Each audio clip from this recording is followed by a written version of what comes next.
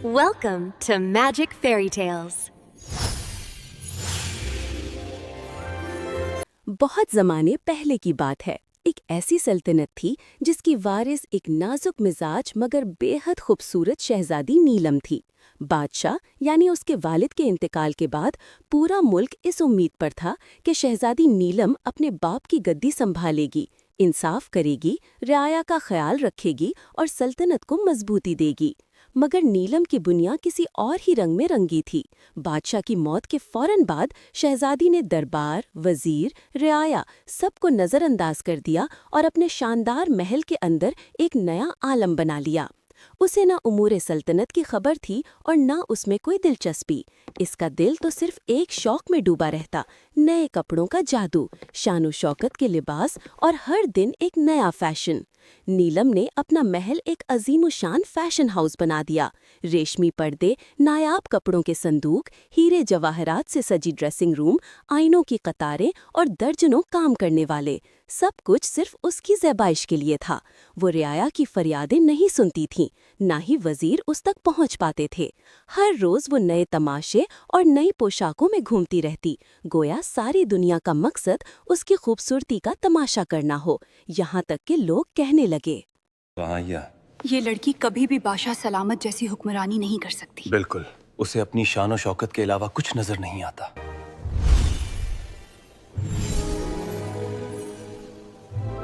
एक दिन दो फ्रॉड करने वाले ताजिर महल में आए। उन्हें फौरन पहचान हो गई कि शहजादी नीलम काफी मगरूर और थोड़ी सी नादान है। चुनाचे उन्होंने एक शैतानी मंसूबा बनाया। उन्होंने कहा वो ऐसा लिबास बुनेंगे कि इसे पहनकर वो परियों की मलका जैसी लगेगी और सब लोग भी हैरत करेंगे। मगर इस लिबास की असल ताकत ये है कि ये सिर्फ अहल और होशियार लोगों को नजर आता है।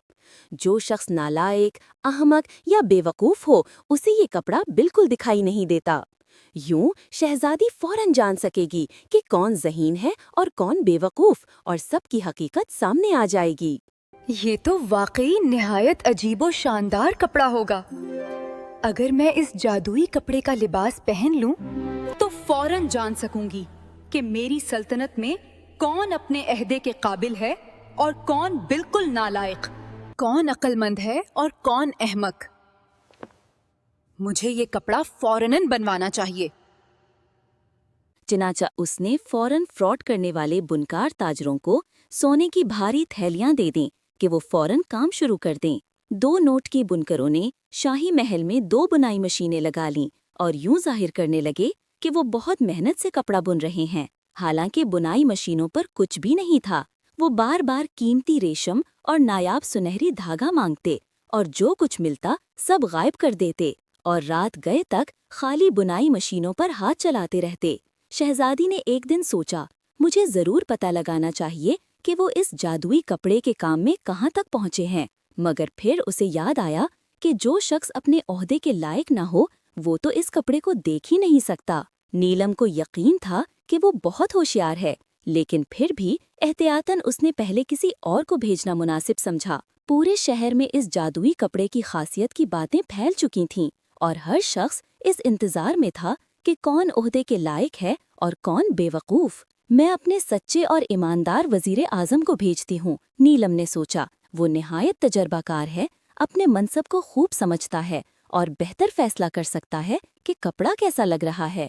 जब बूढ़ा वजीर उस कमरे में दाखिल हुआ जहाँ बुनकार खाली बुनाई मशीनों पर बैठे थे, तो वो चौंक कर बोल उठा, खुदा खैर करे, मुझे तो कुछ नजर ही नहीं आ रहा। लेकिन वो ये बात जबान पर लाने की हिम्मत ना कर सका। दोनों बुनकार बड़े अदब से करीब आए और खाली बुनाई मशीन की तरफ इशारा करते हुए बोले, देखा कितना शानदार है। जब मलका पहनेगी तो बिल्कुल चांद की रोशनी की तरह चमकेगी। अगर मैंने कहा कि मुझे तो कुछ भी नजर नहीं आ रहा, तो लोग मुझे बेईमान समझेंगे। बहुत शानदार कपड़ा है। इसका रंग, इसका डिजाइन बहुत उम्दा है। चंद दिन बाद बुनकारों ने मजीद रेशम, मजीद सोने का धागा और मजीद रकम मांगी और शहजादी नीलम, जो पहले ही उनके जाल में फंस चुकी थी, सब कुछ उनके हवाले करती गई। बुनकार हर चीज अपने पास रखते रहे, लेकिन बनाई मशीन के पास तो एक धागे का साया भी नहीं गया और वो खाली बनाई मशीन पर दिन रात काम में मसरूफ रहे। कुछ दिन बाद शहजादी ने एक और मोतमिद दरबारी को भेजा ताकि वो जाकर देखे कि काम कहाँ तक पहुँचा है। इस दरबारी ने भी बनाई मशीन को घूर कर देखा, मगर जाहिर है वहाँ कुछ था ही नहीं। इसका दिल धक से रह गया। यहाँ तो कोई सोना या धागे का कपड़ा नहीं है। मुझे कुछ क्यों नजर नहीं आ रहा? जिसने भी देखा उसे बहुत पसंद आया है।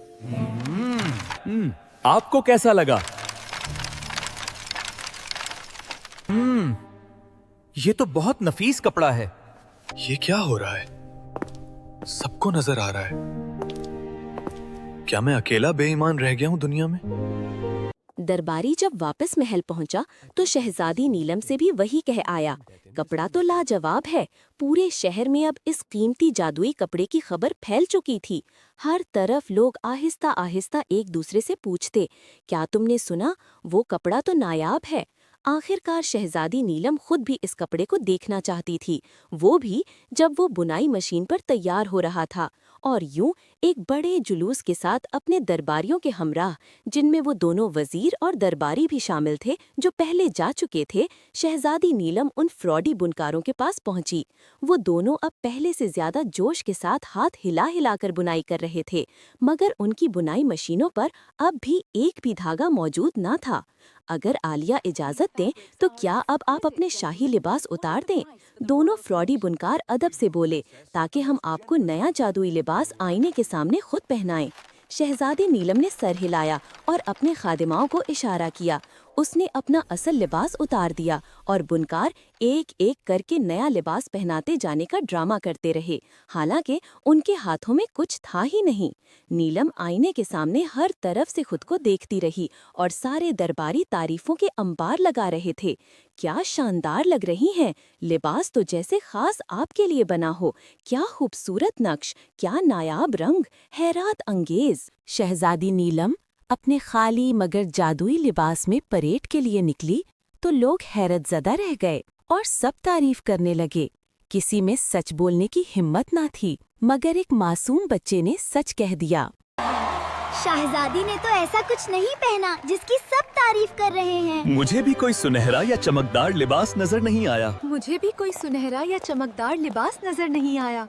हर तरफ शोर मच रहा है, मगर मुझे भी कुछ दिखाई नहीं दिया। बेचारी शहजादी चालाक और अक्लमंद बनने के चक्कर में बेवकूफ बन गई है। तुमने देखा?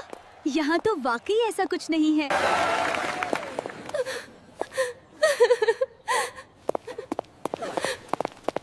इस जिल्लत आमीज परेड के बाद शहजादी नीलम ने कमरे में खुद को बंद करके सोचा कि वो फैशन, दिखावे और फजूल खर्ची के पीछे नहीं भागेगी।